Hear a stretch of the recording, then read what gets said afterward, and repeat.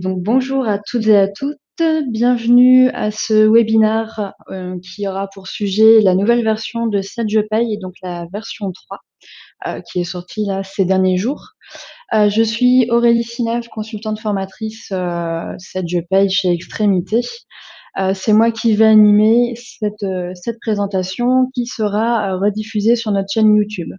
Alors volontairement, vos micros sont coupés. Si vous avez la nécessité de communiquer avec moi, n'hésitez pas à passer par le chat, que ce soit pour vos questions ou vos remarques. Nous prendrons un petit peu de temps pour y répondre en fin de présentation. Au niveau d'Extrémité, je vais déjà vous représenter très rapidement la société. Donc Extrémité, c'est une société qui a maintenant 20 ans, une société qui comporte une trentaine de collaborateurs et nous sommes une entreprise de services numériques. Donc une entreprise de services numériques qui travaille essentiellement avec les PME des Hauts-de-France, donc pour les accompagner dans la transformation numérique et contribuer à l'innovation et à la création de valeur. Au niveau de l'accompagnement de cette transformation numérique, c'est réalisable via une offre qui est assez complète et adaptée aux besoins de tous ces PME, avec pour objectif de vous aider à mieux travailler, tout simplement. Au niveau des différents domaines de notre société, donc nous avons plusieurs pôles, donc notamment un pôle sécurité. J'ai vulgarisé un peu tout ça en vous disant, c'est essentiellement, on va dire, les antivirus. Un pôle réseau qui va gérer tout ce qui est infrastructure, donc de la souris au serveur. Un pôle télécom pour la gestion de tout ce qui va être téléphonie numérique, citons entre autres 3CX. L'hébergement des données, donc c'est ce que nous entendons par le cloud. La gestion que vous connaissez quasiment tous, c'est l'équipe dont je fais partie, qui gère notamment plusieurs logiciels de gestion de tout ce qui va être la paye, la comptabilité, les moyens de paiement et compagnie. Une équipe de développement qui est là pour développer forcément, pour adapter un petit peu et répondre à vos attentes. Et enfin, un pôle web qui vous accompagne dans la création et dans la formation, l'utilisation de tout ce qui va être les sites web. Voilà pour cette présentation. Donc maintenant, nous allons passer au vif du sujet. Nous allons parler un peu plus de la paye.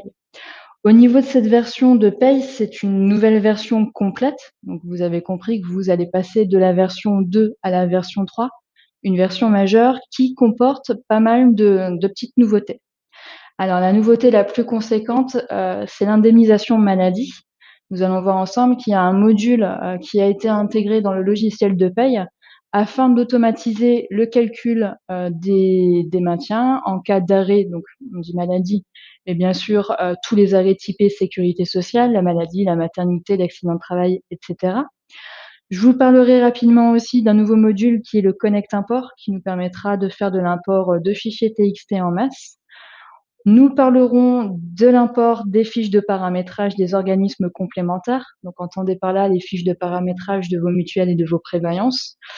On listera aussi toutes les petites nouveautés qui sont pratiques et qui sont intégrées à cette nouvelle version. Le Club ID. Et enfin, nous parlerons de la mise à jour, notamment quand la faire et ce qui est prévu au niveau des prochaines versions. Au niveau de l'indemnisation maladie, donc vraiment une grosse nouveauté, à savoir qu'actuellement dans votre logiciel de paye, vous avez probablement des rubriques d'indemnisation maladie qui existent et ces rubriques sont la plupart du temps gérées de manière manuelle. Alors qu'est-ce que j'entends par manière manuelle? C'est très rare que soit paramétré en automatique, le décompte réel des jours d'absence pour, je vais dire maladie, mais le type sécurité sociale, pour le calcul des taux d'indemnisation en fonction du légal ou en fonction de votre conventionnel. Donc là, l'objectif de ce module, c'est vraiment d'automatiser le calcul de ces indemnités, donc soit en maintien total ou partiel, avec la possibilité d'appliquer soit le légal, soit les conventions collectives en fonction de ce qui est applicable dans vos structures. Donc cette indemnisation sera gérable pour tous les types d'arrêts. Comme je vous les ai cités, on va avoir tout ce qui va être maladie, maternité, paternité, accident de travail, maladie professionnelle. Il y a la possibilité de personnaliser les taux d'indemnisation par catégorie de salariés ou par bulletin modèle. Vous n'êtes pas sans savoir qu'en fonction de vos catégories et en fonction de vos conventions, d'une catégorie à une autre, il n'y a pas forcément les mêmes durées ou les mêmes taux d'indemnisation en fonction des arrêts. Donc là, c'est personnalisable, on peut gérer ces types de cas. Possibilité également d'appliquer soit le code du travail, soit la convention collective, soit l'accord d'entreprise, avec toujours possibilité d'affiner en fonction de vos établissements, de vos conventions et de toutes vos particularités. Le calcul se fera bien sûr en automatique en fonction des règles qui auront été définies dans vos bulletins de paye, avec un nouvel onglet, on verra un peu plus tard, un nouvel onglet arrêt maladie qui permettra de visualiser un petit peu où on en est au niveau des indemnités qui ont été versées. Donc notamment avec un compteur de suivi des jours indemnisés qui a pour objectif de remplacer tous vos petits fichiers Excel qui existent dans votre société pour suivre un petit peu au niveau des indemnisations où on en est. Au niveau un peu plus paye, on va dire, comment ça va se présenter? Vous allez avoir vos paramètres de paye qui vont un petit peu évoluer. Il y a un nouvel onglet qui s'appellera indemnité maladie qui va être intégré. Et dans cet onglet indemnité maladie, c'est ici où on pourra paramétrer entre autres la période de référence. Donc, à savoir que la période de référence pour le calcul des indemnités peut être variable en fonction du légal ou du conventionnel. On peut être sur une année civile, donc du 1er janvier au 31 décembre. On peut être sur un exercice social, donc défini dans votre société. On peut être sur un nombre de mois glissant. Donc, un nombre de mois glissant, c'est-à-dire que ça débute à la date du premier arrêt initial ou en fonction des années d'ancienneté. Donc ça, ce sera possible de le gérer par cet onglet, pour une possibilité de définir 4 périodes de référence différentes. Il y aura la possibilité de gérer aussi la notion de jour de carence, qui peut être différente de celle appliquée par la sécurité sociale en fonction de vos conventions. Donc possibilité de mettre plus ou moins de jours selon vos spécificités. Et ensuite, on aura la gestion des rubriques d'indemnisation par rang, on va dire, de taux d'indemnisation. En général, les premiers jours d'indemnisation sont toujours à un taux plus important que les derniers. Donc, c'est ici que nous pourrons venir indiquer les différentes rubriques qui seront à indemniser avec un calcul en automatique du taux et la possibilité également d'affecter des conditions. Donc, la plupart du temps, les conditions, c'est souvent des conditions d'ancienneté, donc qui seront gérées par des constantes de type tranche en fonction de l'ancienneté de votre salarié. Pareil au niveau des anciennetés, on pourra utiliser toutes les anciennetés paramétrées dans vos fiches de salarié. L'ancienneté dans le poste, l'ancienneté dans l'établissement ou l'ancienneté contractuelle du salarié.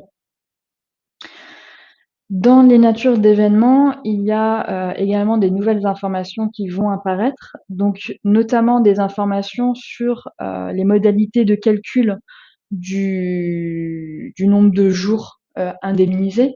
Donc à savoir, est-ce que votre convention prévoit que ce soit un calcul qui soit effectué en jour ouvré, en jour ouvrable ou en jour calendaire, donc, sachant que la plupart du temps c'est du jour calendaire, mais on a la possibilité de les modifier.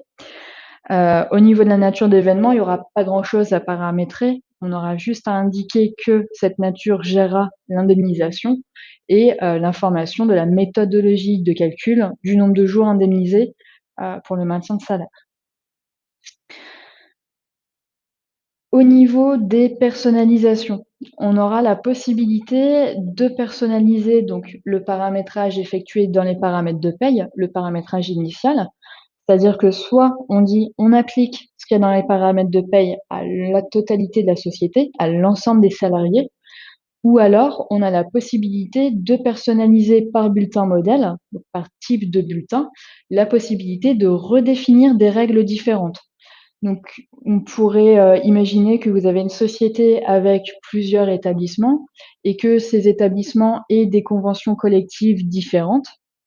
Et ben, on aurait la possibilité via les bulletins modèles de personnaliser, de dire bah voilà, les salariés non cadres de l'établissement 1, on va appliquer telle convention collective et les salariés ouvriers de l'établissement 2, on appliquera, tel taux d'indemnisation. Donc vraiment la possibilité d'affiner au maximum en fonction de vos particularités, le paramétrage et justement de s'adapter au mieux, à vos conventions. Dans le bouton arrêt de travail, donc le bouton arrêt de travail, c'est ce que vous utilisez quand vous faites gestion arrêt de travail pour transférer via la DSN vos DSN de signalement, donc pour les arrêts de travail. Il y a un nouvel onglet qui va apparaître, l'onglet maintien, qui va reprendre l'historique de tous les montants calculés au niveau de l'arrêt. Donc ça veut dire que vous allez retrouver le nombre de jours indemnisés, la base d'indemnisation, le montant d'indemnisation et par ce biais également retrouver le nombre de jours total indemnisés et les taux d'indemnisation qui auront été, appliqués. Donc ça permet surtout un suivi et surtout un visuel, pour pouvoir contrôler si tout est correct. Toujours au niveau du logiciel de paye, au niveau de la fiche de salarié, vous allez aussi avoir un nouvel élément, donc qui va s'appeler indemnisation maladie. Ça va ressembler un petit peu, à l'onglet prélèvement à la source. Vous vous souvenez, quand vous allez dans l'onglet prélèvement à la source, vous retrouvez pour chaque mois, le taux qui a été appliqué, le net imposable, les IJSS. Bah, là, vous allez avoir la même chose, mais version indemnité maladie. Donc avec le mois de paye, donc la date du bulletin sur lequel ont été passées les indemnités maladie, quelle rubrique a été déclenchée, le nombre de jours qui ont été indemnisés et ce qui reste. Alors, je sais qu'on parle un peu de compteur comme si c'était des congés payés, mais faut pas c'est vraiment un compteur d'indemnisation, mais on pourrait avoir un solde du nombre de jours indemnisés à 90 ou à 66 restant. Là, pour l'instant, au moment de la mise en place de la V3, si vous voulez utiliser ce module indemnisation de la maladie, si votre période, est civile, par exemple, si on venait à intégrer aujourd'hui la version 3, de la paye, pour les salariés qui auraient eu des arrêts antérieurs à la mise à jour de la version 3, il faudra bien sûr renseigner, les jours indemnisés pour que ça puisse, continuer au niveau du paramétrage, le calcul correct. Donc ça, possibilité de le visualiser, possibilité de le modifier et de le renseigner dans l'onglet indemnisation maladie. Cet onglet indemnisation maladie, il va se renseigner en automatique quand vous aurez le paramétrage d'une indemnisation mis en place. Quand vous ferez vos bulletins de paye, bien sûr, ça viendra alimenter automatiquement, cet onglet de la fiche salariée pour vous permettre de faire des extractions et le suivi au niveau de vos indemnités. J'en ai fini pour ce module, indemnisation maladie. Donc retenez que ça va permettre de gérer toutes vos catégories, vos conventions ou vos accords d'entreprise, de générer en automatique les taux d'indemnisation des rubriques de maintien, donc pas uniquement de maladie, mais tout ce qui est typé sécurité sociale, avec possibilité d'affiner en fonction de vos besoins et surtout de vos spécificités. Une fois que ça c'est automatisé, derrière vous avez la possibilité de faire des extractions pour faire un suivi, de vos nombres de jours indemnisés. Donc l'idée, c'est vraiment de remplacer les fichiers Excel que vous pouvez faire actuellement pour saisir vos nombres de jours et pour saisir le taux d'indemnisation de vos maladies. Voilà pour ça. Ensuite, le prochain module que je vais vous présenter, c'est le module le Connect Import. Donc le Connect Import, c'est un exécutable qui est fourni par Senge. L'objectif de cet outil, ça va être l'importation de fichiers .txt. Donc .txt, c'est l'extension du fichier. Ça va être la possibilité d'importer en masse plusieurs fichiers dans une ou plusieurs sociétés. Alors actuellement, quand vous voulez importer un fichier .txt dans la paye, vous faites clic droit importer, vous allez rechercher votre fichier .txt et vous faites la manipulation autant de fois que vous avez de fichier TXT à importer. Là, avec le programme Connect Import, l'idée c'est d'avoir, on va vulgariser un petit peu ça, d'avoir un dossier dans lequel on va avoir tous nos fichiers d'import, donc tous nos fichiers en .txt, et la possibilité d'importer, grâce à un scénario, d'importer tous les fichiers TXT en masse, avec la possibilité d'avoir un bilan d'importation, donc un bilan d'importation qui nous dit en gros si c'est OK, si c'est pas OK, et si c'est pas OK, qui nous dit où il y a un problème. et cet import automatique, on a la possibilité de l'automatiser, donc en créant un compte de service qui lancera tout seul à une plage définie ça s'appelle un batch, un petit fichier qui en gros dit à votre ordinateur: «À telle heure, tu viens importer tous les fichiers qui sont à tel endroit dans ma paye». Donc ça, c'est vraiment un outil à côté complémentaire à cette Je paye, le Connect Import. Ça permet d'importer en masse vos fichiers au .txt, ça permet d'automatiser cet import. Ça peut être intéressant, par exemple, pour ceux qui ont, des gestions des temps externes, donc d'autres logiciels de gestion des temps et qui, tous les mois, importent les fichiers TXT, manuellement. Là, il suffirait de paramétrer le Connect Import pour lui dire que tous les fichiers dans tel dossier doivent impacter la paye à telle date et ça se fera en automatique. Voilà pour le Connect Import. On va maintenant parler de quelque chose qui est plus paye, la récupération des fiches de paramétrage des organismes complémentaires. Alors, vous n'êtes pas sans savoir que dans votre DSN, depuis la phase 3, beaucoup d'organismes, sont déclarés par ce biais. On a l'URSSAF, la retraite, les impôts, ça on a l'habitude, mais on a également tout ce qui est, dit organismes complémentaires, donc les mutuelles, les prévoyances, les retraites supplémentaires, qui sont des organismes qui nécessitent le paramétrage de fiches dans la paye pour pouvoir, faire le déclaratif. Donc jusqu'à présent, ces fiches de paramétrage, quand vous les récupérez, souvent en début d'année, pour pouvoir les récupérer, c'était soit via le biais de NetEntreprise, donc en vous connectant sur, l'espace organismes complémentaires, ou soit vos organismes qui vous les diffusaient, aléatoirement, en début d'année. Là, l'objectif du Connect Import, c'est que sur le même principe que les comptes rendus métiers pour le prélèvement à la source, donc le prélèvement à la source, tous les mois, vous cliquez sur Topaz, ça va télécharger les fichiers et ça les importe. Bah là, l'idée, c'est que ça fasse exactement la même chose. Ça va être la possibilité d'importer les fiches de paramétrage comme si c'était des taux de prélèvement à la source et du coup de les impacter directement dans les contrats sociaux. Donc ça veut dire qu'en utilisant ce système, déjà, ça va limiter les erreurs de saisie. Je ne vous rappelle pas que les références contrats sont en général très longues et comportent beaucoup de zéros ou de caractères spéciaux. Donc là, ça nous éviterait tous ces types de problèmes, les erreurs de saisie, les fiches qui ne sont plus à jour. Pour, pouvoir récupérer ces fiches de paramétrage, il y aura pas grand chose à faire. Il faudra juste définir dans les paramètres de paye où seront téléchargées vos fiches de paramétrage. En gros, c'est ce qu'on a fait déjà pour le prélèvement à la source. On était venu indiquer où on voulait que les fichiers CRM soient enregistrés. Là, sur le même principe, on viendrait indiquer où les fiches de paramétrage doivent être enregistrées et ensuite, par la liste des contrats sociaux, on aura un bouton import FPOC qui nous permettra de dire: «Ben, je veux récupérer telle fiche de paramétrage et l'impacter avec tel contrat». Donc ça fera surtout gagner du temps en début d'année ou lorsque vous allez changer, d'organisme, d'organisme complémentaire. C'est vraiment quelque chose qui va vous faire gagner du temps et qui va fiabiliser, les données. Au niveau des autres améliorations, toujours au niveau de la DSN, donc la DSN, ça fait maintenant quelques années quand même que c'est mis en place. Malheureusement, les organismes se rendent compte qu'il y a encore pas mal d'anomalies liées à un manque de contrôle des déclarations. Donc l'éditeur a travaillé dans ce sens pour optimiser un maximum les contrôles.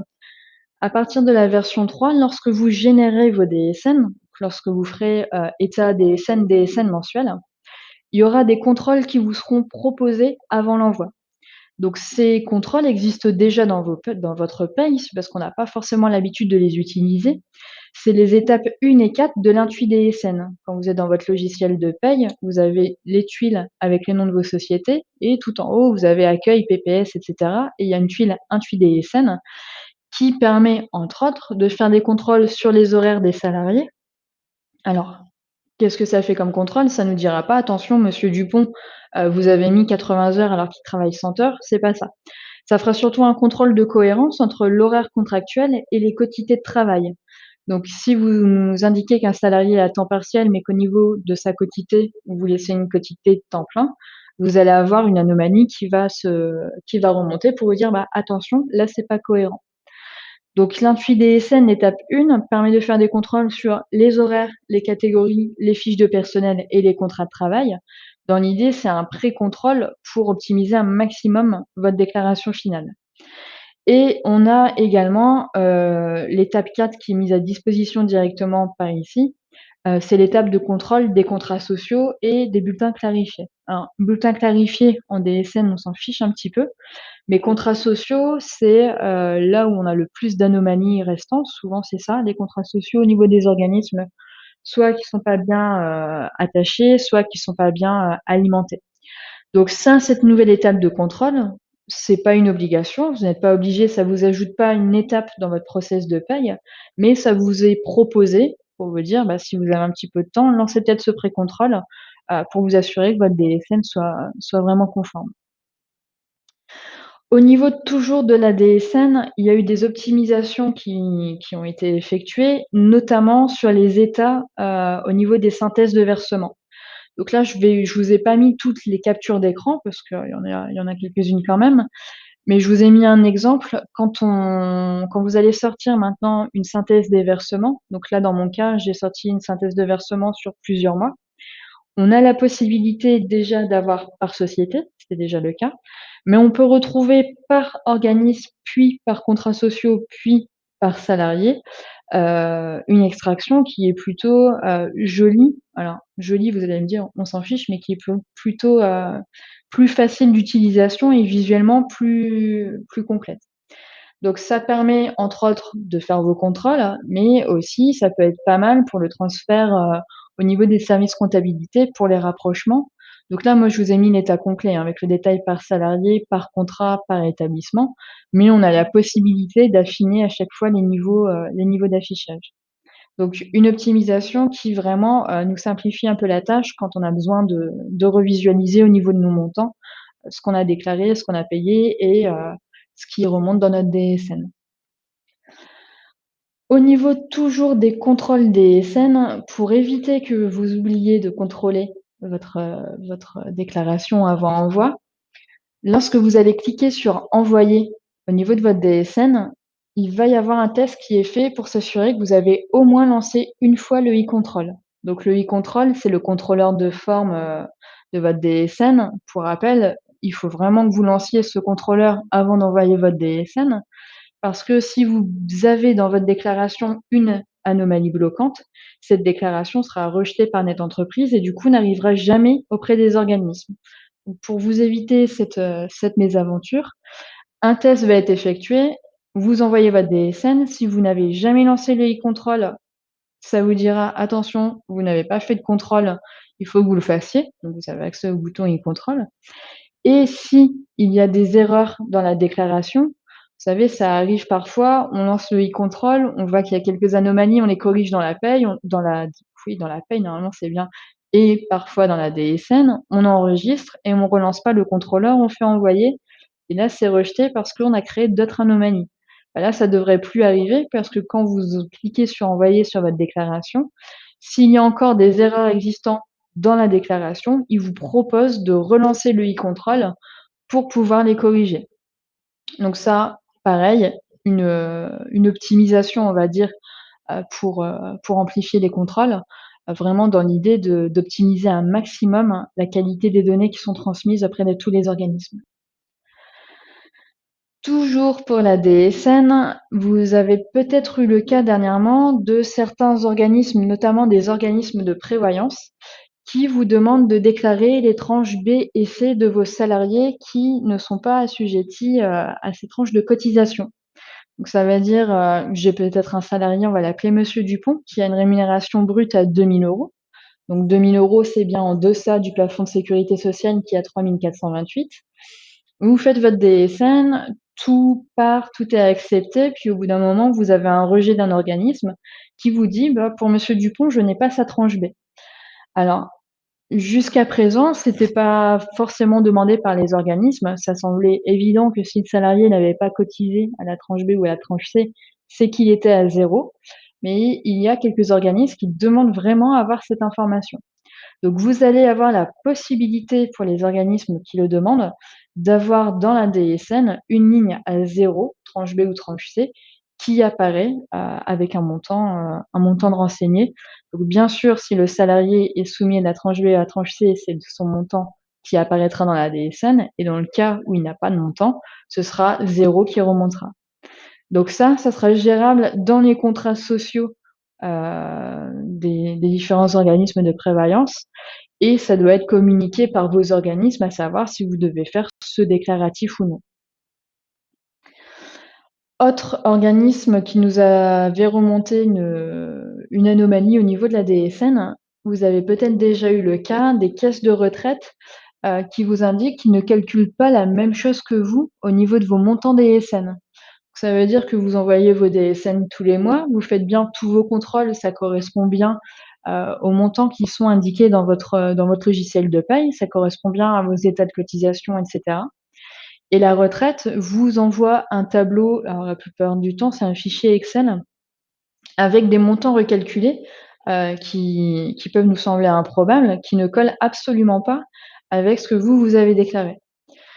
Et ben, en fait, ça peut en partie s'expliquer par 2 choses. Alors, la première, c'est, les quotités de travail qui sont mal renseignées dans la fiche de salarié. Par exemple, vous avez un salarié qui est à temps partiel, hein, donc vous, dans la paye, il y a bien une proratisation du plafond sécurité sociale qui est effectuée en prenant en compte son horaire contractuel. Par contre, au niveau de la DSN, vous n'avez pas déclaré la bonne quotité de temps de travail. Donc la caisse de retraite se base sur cette quotité pour recalculer les plafonds. Si vous lui dites que le salarié a une quotité temps plein, eh ben, elle considère que le salarié aurait dû cotiser sur un plafond complet. Et c'est exactement la même chose, pour le nombre de jours calendaires rémunérés pour le calcul du plafond sécurité sociale. Alors, pour rappel, le plafond sécurité sociale, cette année, il est égal à 3 428. Ce plafond de 3 428, il est proratisé dans plusieurs cas. Le premier, c'est en cas de salarié à temps partiel. Donc, ce plafond est proratisé en fonction de l'horaire de votre salarié. C'est proratisé également en cas d'entrée et sortie en cours de mois. Donc ça, c'est pas une nouveauté. La seule nouveauté par rapport à il y a quelques années, c'est qu'avant, on proratisait systématiquement au 30e. Donc un salarié qui entrait, le 15 janvier, on prenait 15/30. Un salarié qui entrait le 15 février, on prenait 15/30 également. Et là, depuis 2018, si je ne m'abuse, maintenant on proratise en fonction du nombre de jours calendaires réels dans le mois. Donc si j'entre le 15 janvier, on proratisera en 15/31e. Si j'entre le 15 février, on proratisera pour cette année en 15/29e. Et enfin, le dernier cas de proratisation de ce plafond sécurité sociale, c'est le cas des absences non rémunérées. Donc absences non rémunérées, on entend par là les absences pour lesquelles il y a 0 centime d'indemnisation. Alors et l'activité partielle qui est un cas à part, mais qui est indemnisée certes, mais on prend l'activité partielle et toutes les absences non rémunérées. Donc dans votre DSN, vous avez tous les mois pour chaque salarié une valeur qui est dans le bloc S21G0053 qui vient indiquer le nombre de jours calendaires rémunérés sur le mois pour le salarié. Dans le cas des salariés qui sont absents un mois complet, donc si j'ai un salarié qui est absent sur mon mois de juillet, il va être absent en 31 jours non rémunérés, on est censé avoir 0 jours déclarés. C'est pas ce qui a été fait actuellement. Dans votre DSN, quand on avait un 0, automatiquement, ça remontait auprès de votre organisme 31, parce que le 0 n'était pas pris en compte. Donc là, il y a une modification qui a été apportée. Vous retrouvez ça dans la variable, la possibilité d'indiquer que lorsque le salarié est absent le mois complet, dans ce cas-là, on va venir déclarer 0 jour rémunéré et ne pas laisser, on va dire, à vide pour que l'organisme, interprète ça comme le salarié a travaillé un mois complet. Donc ça, une nouveauté qui est plus, on va dire, une correction, au niveau du déclaratif. Donc ça, moi, je vous conseillerais vraiment de l'activer, dès que vous avez une nouvelle version. Activez ça, ça vous évitera des soucis au niveau des caisses de retraite. Autre nouveauté également, on a une nouvelle constante de type individuel qui a été créée. Donc les constantes de type individuel, c'est les constantes qui sont créées par Senge. Cette constante, elle s'appelle fin GFIP. Donc fin GFIP, ça va permettre de récupérer la date de fin qui est renseignée dans l'onglet administratif de salarié. Vous savez, depuis cette année, vous déclarez vos travailleurs handicapés. Vous venez indiquer leur statut BOETH dans l'onglet administratif et vous venez, si vous les avez, indiquer une date de début, une date de fin d'AGFI. L'intérêt d'avoir accès à cette constante, c'est que derrière, vous pouvez vous faire des alertes, donc de créer une alerte sur fin AGFI pour pouvoir relancer vos salariés qui seraient on va dire en fin de droit. Les alertes, si vous ne savez pas comment on fait, juste pour rappel, dans le logiciel de paye, quand vous passez par le didacticiel, il y a une petite fiche explicative qui vous reprend tout ça. C'est pas très compliqué à mettre en place et c'est très pratique. Autre amélioration aussi, vous savez que dans le logiciel de paye, vous avez une fonction de sauvegarde des bases de données. Alors, les bases de paye sont maintenant essentiellement tous en SQL. Donc SQL, dans les grandes lignes, ça veut dire qu'on a un serveur dans lequel il y a des bases de données. Et dans ces bases de données pour la paye, en gros, on retrouve tous nos salariés, tout notre paramétrage, tous les bulletins. Et c'est ça qu'il faut que vous sauvegardiez, que vous mettiez de côté tous les mois, pour qu'en cas de pépin, vous puissiez restaurer et repartir sur une bonne base. Dans la paye, quand vous faisiez fichier sauvegarde des bases de données, par défaut, ça ne sauvegardait que la base de paye. C'est-à-dire que quand on a le logiciel de paye, il y a toujours deux bases de données. La première, c'est la base de paye qui contient vos bulletins et compagnie. Et il y a toujours une deuxième base qui est la base déclaration sociale qui contient toutes vos DSN, vos AED, bref, tout ce qui passe par déclaration sociale. Et à partir de la version 3, quand vous allez demander à faire la sauvegarde de votre base de données, et par défaut, il proposera de sauvegarder systématiquement les deux, la base de paye et la base déclaration sociale. Si par hasard vous ne vouliez pas sauvegarder votre base déclaration sociale, vous pouvez toujours décocher pour ne pas la sauvegarder, ça c'est toujours accessible. Voilà pour ça. Alors, je l'ai pas mis dans les nouveautés, mais attendez-vous aussi, parce que c'est pas vraiment une nouveauté Senge, les contrôleurs au niveau des DSN vont évoluer et vont être encore un petit peu plus pointilleux au niveau notamment des avertissements.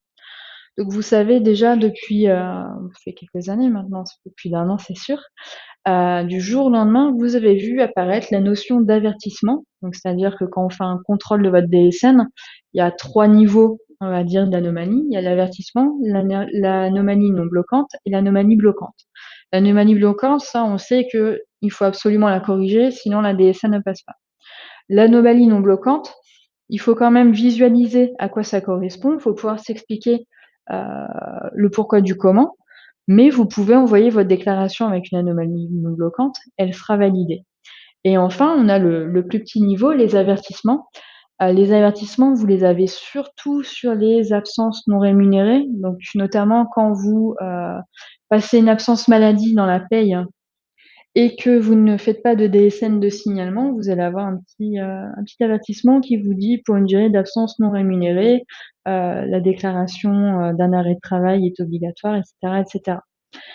Et ces avertissements vont encore évoluer avec les prochaines versions pour aller un petit peu plus loin et contrôler encore un peu plus, notamment au niveau des caisses de retraite, au niveau de la conformité des données. Donc ce sera pas bloquant.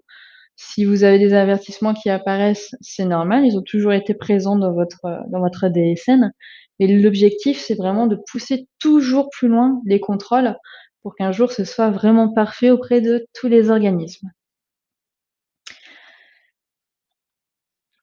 Voilà pour cette partie DSN. Maintenant, je vais vous parler du Cloud ID. Alors, le Cloud ID, vous allez me dire de quoi elle va encore me parler. Vous savez que depuis les versions 2 de la paye, quand vous envoyez vos déclarations, donc je pense notamment au DSN, ça ne passe plus par Senge Direct. Ça passe par ce qui s'appelle le suivi EDI de Senge. Donc là, un tuyau EDI, le suivi EDI. Pour pouvoir avoir accès à cet intui EDI, vous aviez à l'époque créé une adresse mail et un mot de passe sur les services de Senge pour pouvoir définir des droits et pour pouvoir avoir accès à vos envois. Et ben, ce système évolue dès les versions 3 de la paye. Ça ne s'appellera plus l'intui EDI, ça s'appellera le Cloud ID. Alors, vous, de votre côté, il y a rien du tout à faire, ça se fait en automatique. Ça va conserver la même adresse mail et le même mot de passe que ce que vous avez actuellement. Et ça vous permettra d'avoir accès, comme d'habitude, à tout ce qui va être vos comptes rendus métiers prélèvement à la source, du coup, à vos fiches de paramétrage et à votre intui EDI. Donc, ce que ça veut dire, c'est que Senge change son mode d'authentification. On parlera plus de connexion intui EDI, enfin, ça s'appellera plus le Sage ID, ce sera le Cloud ID. Pour vous, c'est hyper transparent, toujours la même adresse mail, toujours le même mot de passe.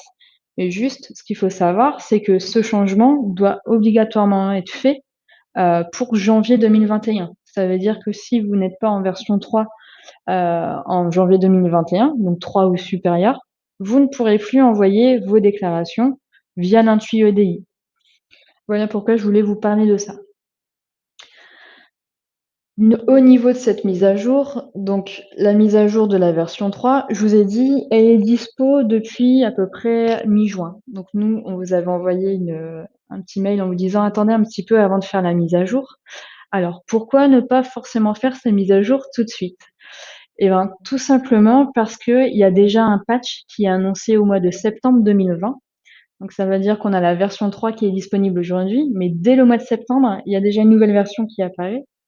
Et dans cette nouvelle version, on va avoir d'autres fonctionnalités, dont notamment la possibilité d'importer les taux d'accident de travail transmis par l'URSSAF. Alors, jusqu'à présent, les taux d'accident de travail, vous les receviez auparavant soit par courrier, soit par notification sur vos comptes ATMP. Donc là, courrier, c'est fini, il n'y a plus de papier, c'est dématérialisé. Et via l'intui EDI, on aura la possibilité de récupérer, au même titre que vos comptes rendus métiers prélèvement à la source, votre taux d'accident de travail.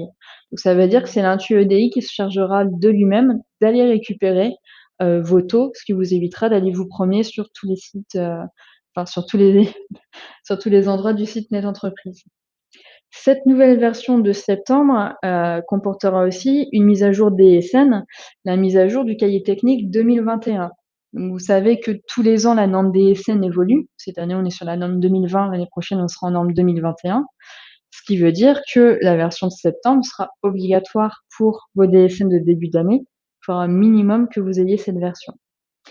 Il y aura la possibilité aussi d'éditer et d'importer les éléments pour l'initialisation du calcul des indemnités maladie. Je ne sais pas si vous vous souvenez, tout à l'heure, je vous ai dit, quand on va paramétrer le module des indemnités maladie, pour les salariés qui auraient déjà eu des arrêts maladie avant la mise à jour de version, il faudra renseigner manuellement les dates de début d'arrêt, les taux d'indemnisation, etc. Donc là, actuellement, avec la version 2, il faut le faire à la main. Avec la prochaine version, celle de septembre, il y aura la possibilité d'importer ces éléments. Donc, au lieu de tout saisir manuellement, possibilité de créer un format d'import qui nous permettrait d'alimenter les fiches de salariés. Et ils vont refaire aussi une mise à jour de tous leurs formats d'import. Alors, je dis tous les formats d'import, je dis une bêtise, de quelques formats d'import, donc les formats .txt. Et enfin, il y a des évolutions de prévues sur ce qui est Sage Espace Employé et Sage Dématérialisation RH. Donc pour ceux qui se demandent ce qu'est Sage Espace Employé, c'est le nouveau module complémentaire de Sage, c'est ce qu'on appelait anciennement l'intranet RH. Donc Sage Espace Employé, ça permet la saisie et l'intégration en paye de tout ce qui va être les absences, les congés, termes les variables de paye, les éléments des fiches de salariés. Donc possibilité pour les salariés d'avoir un accès visuel à leur compteur de congés payés et la saisie qui part en direct en validation à un ou plusieurs managers, et possibilité d'intégrer directement dans la paye les éléments provenant de Sage Espace Employé.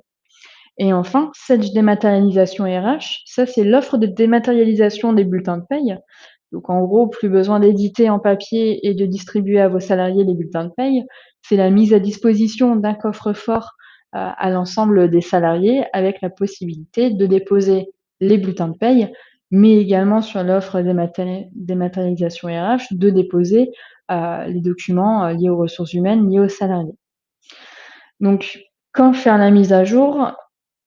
Fondamentalement, vous pourriez la faire aujourd'hui. Mais nous, ce que nous vous préconisons, c'est d'attendre le mois de septembre parce que ce serait dommage de devoir faire 2 mises à jour à quelques mois d'intervalle. Alors après, on n'est pas à l'abri non plus qu'il y ait un nouveau patch, au mois de janvier. On ne sait pas légalement ce qui va se passer. On a vu ces derniers temps, notamment avec, la crise sanitaire qui a eu lieu, qu'on n'est pas à l'abri, d'un nouveau paramétrage légal.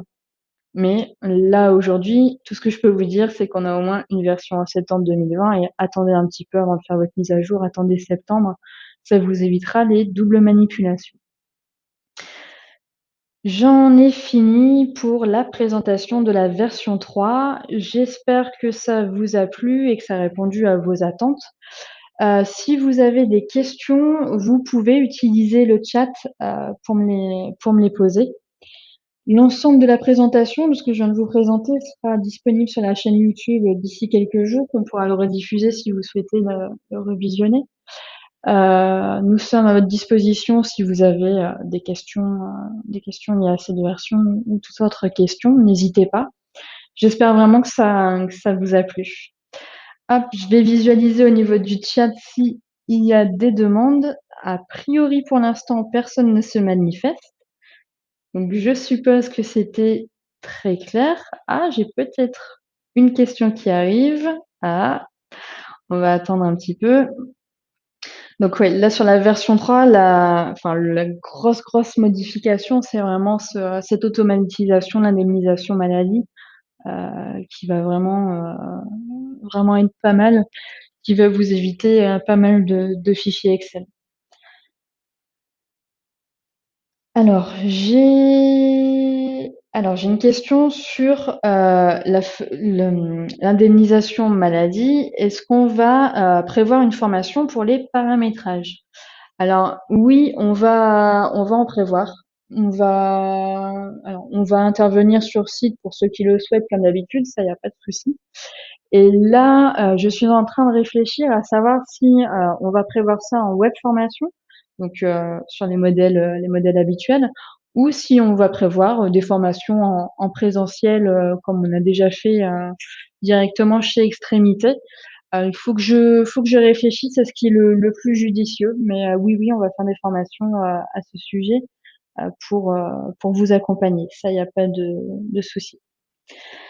Alors ensuite, j'ai des questions sur l'indemnisation maladie. Alors, le taux d'indemnisation pour la maladie, nous complétons le salaire par rapport à la sécurité sociale qui calcule les 3 derniers mois de salaire. Alors, justement, sur vos cas particuliers comme ça, ce qui est bien, c'est qu'on va pouvoir adapter les paramétrages, à ce qui est prévu initialement. C'est-à-dire qu'on a le légal et vous, derrière, vous avez, un conventionnel qui est plus favorable que le légal. Et ben, on pourrait imaginer dans un premier temps d'indiquer au logiciel d'appliquer le légal. Tu m'appliques le légal et une fois que le légal on va dire, est complètement utilisé, la possibilité de déclencher votre conventionnel.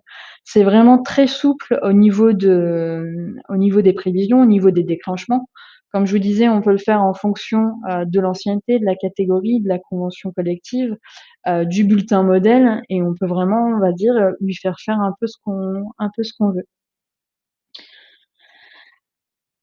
Alors, est-il prévu que Senge calcule directement les IJSS? Alors, au niveau des IJSS, il existe déjà un paramétrage de précalcul des indemnités sécurité sociale, que vous retrouvez dans les documentations, congés et absence de votre logiciel de paye. Alors oui, on peut imaginer combiner, le module indemnisation maladie, donc ça, à un paramétrage en automatique des IJSS, pour que vous soyez complètement tranquille. Par contre, attention, même si ça calcule en automatique, je pense notamment aux IJSS, il y a toujours une phase de contrôle qui doit continuer d'exister, hein. La paye, malheureusement, c'est pas encore un bouton, on appuie et tout qui se fait en automatique. Mais il existe bien déjà un paramétrage de précalcul des IJSS en automatique.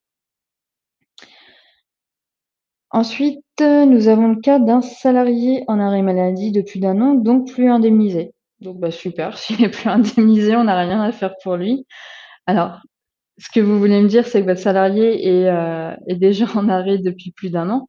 Bah, dans l'idée, si on mettait en place le logiciel aujourd'hui, nous rentrerons l'historique de votre salarié en disant: «Bah, ce monsieur, il est en arrêt» ou cette dame d'ailleurs, «est en arrêt depuis X temps», ce qui permettra au logiciel de ne plus déclencher de maintien parce que le salarié a consommé l'ensemble de ses droits. Alors, nos règles de maintien sont à l'année civile, sauf pour les arrêts de travail à cheval sur 2 années où nous cumulons les droits pour cet arrêt. Alors ça, il faudrait vraiment que je revalide parce que c'est vraiment un point très, très précis. Mais dans l'idée, on serait plus sur une date, sur des mois glissants plutôt que sur des années civiles. Et ça après, faut vraiment affiner, au cas par cas, pour les paramétrages. Alors, j'espère avoir répondu à toutes vos questions. Je vois que c'est essentiellement le module, indemnisation maladie qui vous interroge. Nos règles de maintien, l'indemnisation maladie est-elle en lien avec les rubriques utilisées pour le PASS dans le bulletin de paie? Alors, en fait, ouais, le module, indemnisation maladie, en gros, ce que ça vient faire, ça vient, on va dire, remplir à votre place les rubriques existantes. Donc actuellement en paye, quand vous avez un salarié qui a du maintien, on va dire qu'il a un maintien à 90, c'est vous, la plupart du temps, qui déclenchez manuellement cette rubrique. Donc vous déclenchez la rubrique, je sais pas, on va dire la rubrique, 810, et cette rubrique impacte le brut du salarié et forcément vient impacter toutes les cotisations et tout ce qui va bien jusqu'au net imposable.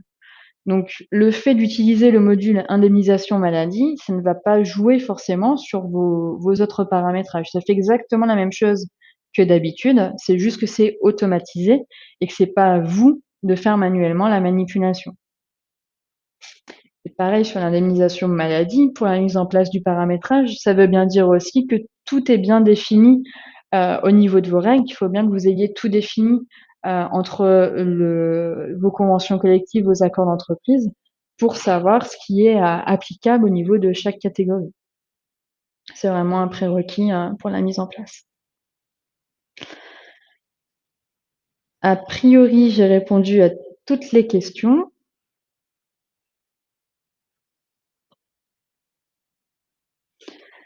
Très bien. Et ben, s'il n'y a plus de questions, il me reste plus qu'à vous souhaiter une bonne journée et à vous dire à bientôt. J'espère vraiment que ça vous a plu et puis n'hésitez pas si vous avez des questions. Bon après-midi à tous et à toutes, à bientôt. Au revoir.